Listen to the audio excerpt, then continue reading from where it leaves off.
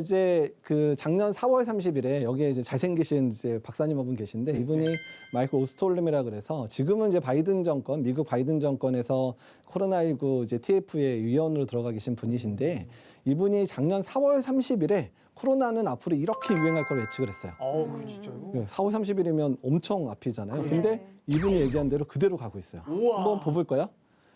맨 위에 그래프가 코로나는 주기적으로 이렇게 유행할 거다. 그러니까 조금 느슨해지면 유행했다가 꽉 조이면 떨어졌다가. 근데 우리나라 벌써 몇 번째 유행 맞고 있죠? 4차. 4차잖아요. 예. 그러니까 이미 유행 여러 번 된다는 거 이미 맞췄어요. 첫 번째. 두 번째, 가을 겨울에 엄청 큰 유행 있을 거다라고 작년 4월에 예측했어요. 이야. 작년 가을 겨울에 맞습니다. 우리 엄청 힘들었죠. 네. 가을 겨울에 힘들었고 우리만 힘든 게 아니라 미국, 영국, 뭐 전 세계적으로 남미 난리 다 겨울에 엄청나게 지금 고통스럽게 지냈었고 봄철에 조금 좀 작은 유행이 있을 거다고 했는데 봄에 유행 한 번 더 할 거라는 것까지 예측을 했는데 그거 맞아 떨어졌어요. 와. 엄청나죠. 이분 되게 똑똑한 분인데 이분이 신종감염병만 20년 연구하신 분인데 근데 이 그래프가 사실은 이분 머릿속에 나온 게 아니라 데이터. 1918년도에 스페인 독감이 딱 이 패턴이었어요. 예, 특히 가을 겨울에 유행을 하고 봄에 한 번 더 유행하는 패턴인데 그거를 바탕으로 이번에 코로나19도 스페인 독감과 비슷하게 갈 거라고 이제 예측을 한 거죠. 지금 마지막 하나 남은 건 뭐죠?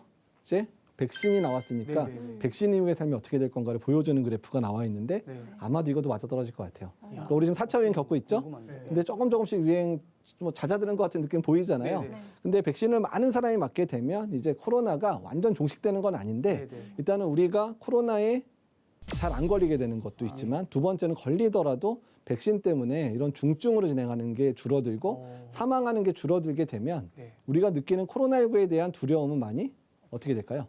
사라지게 되겠죠. 독감 같은 느낌일까요? 네, 맞아요. 아주 좋은 예측인데 그런 느낌. 그러니까 우리가 2009년도에 신종플루 유행할 때 그때 아마 학생들이셨을 텐데 네네. 그때도 되게 공포감이 많았는데 백신 나오고 치료제 막 보급이 되고 이러니까 그 두려움 없어졌잖아요. 예, 예. 근데 그때 유행했던 신종플루가 그 이후에 2018년에도 유행했고 계속 유행을 하고 있어요. 근데 2018년에 신종플루 유행한다고 겁먹은 적 있어요? 아니요. 안 그랬죠. 네. 그러니까 마찬가지일 거라는 거예요. 코로나19 완전 사라지지는 않을 건데 맞아요. 토착화돼서 겨울에 유행하는 바이러스가 될 거라고 예측을 하고 있어요. 하지만 이미 백신도 맞았고 치료제도 좋은 게 하나둘씩 나오고 있으니까 네, 네. 우리가 코로나19를 대할 때 우리의 공포감이 줄어들어서 아마도 심리적인 종식은 아마 2, 3년 정도 되면 도달할 거다. 그러니까 코로나가 무섭지 않은 그냥 코로나 그냥 우리랑 같이 같이 살아가는 네. 그냥 그런 바이러스 중에 하나 그런 바이러스 정도로 인식하게 되는 그 시점이 우리가 코로나19의 종식이 되는 시기라고 얘기를 보통 하고 있어요. 보시면 지금 이제 6월 3일 자료인데 전 세계 1억 7천만 명이 감염이 됐어요.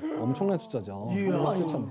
예, 코로나에 감염. 사망자가 360만 명. 그러니까 우리나라 큰 도시 한 도시 뭐 정도의 이제 사람들이 사망한 거고 그리고 이미 이제 백신 접종이 이미 20억 명을 넘는 백신 접종이 이루어져서 전 세계적으로 백신 접종 되게 열심히 하고 있다는 거 이제 보여주고 있는 부분이고 사망자가 참 이게 참 아이러니한데 미국하고 유럽의 사망자가 제일 많아요.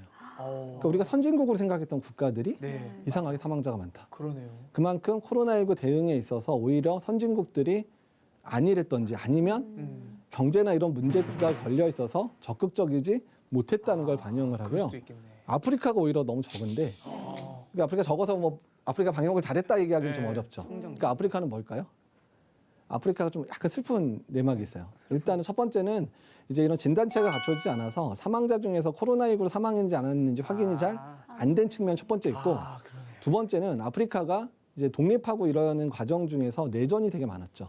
그리고 아프리카에는 뭐 말라리아라든지 뭐 에이즈라든지 이런 풍토병들이 이런 게 좀 많다 보니까 60대 이상의 어르신들이 별로 없어요. 그러니까 우리나라 대부분 사망자 60대 이상에서 나오는데 네. 아프리카는 아예 그 연령대가 거의 없어요. 별로 없다 보니까 사망자가 별로 안 발생하는 거예요. 그러니까 오히려 슬픈 결과죠. 그러네요. 예, 예. 그러니까 그런 일이 있었다는 거고.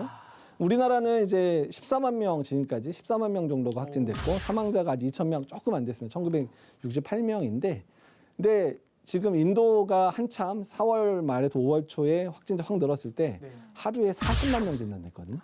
하루에 40만 명. 근데 우리나라는 40만. 1년 동안 14만 명이니까 엄청나네요. 예, 그러니까 인도 그러니까 하루에 40만 명 그 정도 발생했으니까 인도가 정말 크게 정말 고생할 수밖에 없었던 상황이라는 걸 이제 간접적으로 보시면 알겠죠. 우리나라가 의외로 그러니까 우리나라가 엄청 잘했다는 것일 그렇죠. 수도 사실 있어요. 그리고 이제 연령별 사망률 좀 글자가 잘 안 보이겠지만 보시면 80세 이상은 확진되면 18%가 돌아가세요. 그러니까 고령, 그러니까 거기는 정말 5명 걸리면 1명이 돌아가실 정도로 위험하고 또 연령 보면 60대 이상의 사망자가 전체 사망자의 95%를 차지하고 있거든요. 그러니까 지금 예방접종 열심히 맞추고 있는 연령대가 어떤 연령대예요? 어르신들 60대 이상을 접종하는 주된 이유가 적어도 60대 이상이 95%가 돌아가셨으니까 저 연령대가 접종을 정말 잘해주시면 어떤 일이 생기는 거죠?